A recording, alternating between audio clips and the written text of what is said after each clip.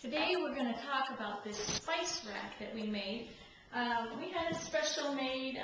We bought it at Lowe's and then cut it and created it ourselves. And I'll show you how we did that. I just found this at Lowe's. I think they sell them at Home Depot, whatever. It has the railing on it that's supposed to go down, but I turned it up so that it would have a back.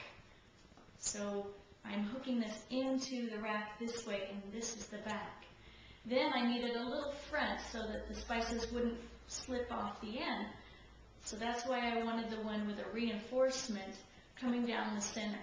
And then I clipped off all of these bars until that was gone, and so all I'm left with is this back panel with the reinforcement bar.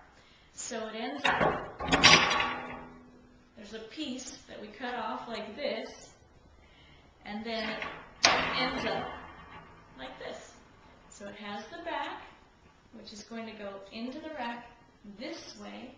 Then it has this nice little lip on it so that the spices won't slip off, or the boxes or whatever you're putting on there, containers.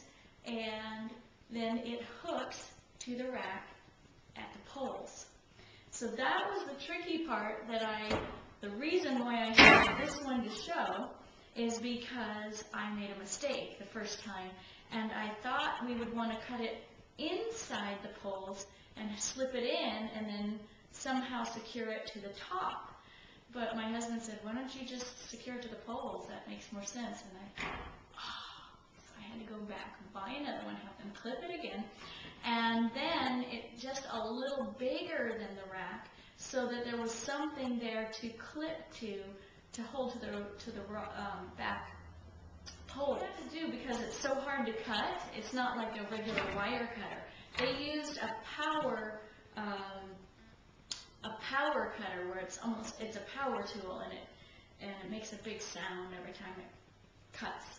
So you can have them do it, or you can order it from me, and I've got a guy who's willing to do it for us.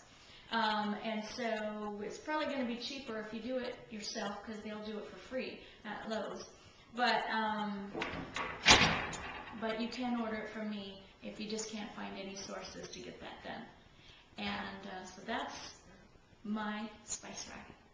So this clamp just wraps around the back pole and the piece that's on the rack itself, the new spice rack, and it wraps around and then is bolted, and it can be tightened as tight as you need to. And it's very sturdy. It's never given me a problem.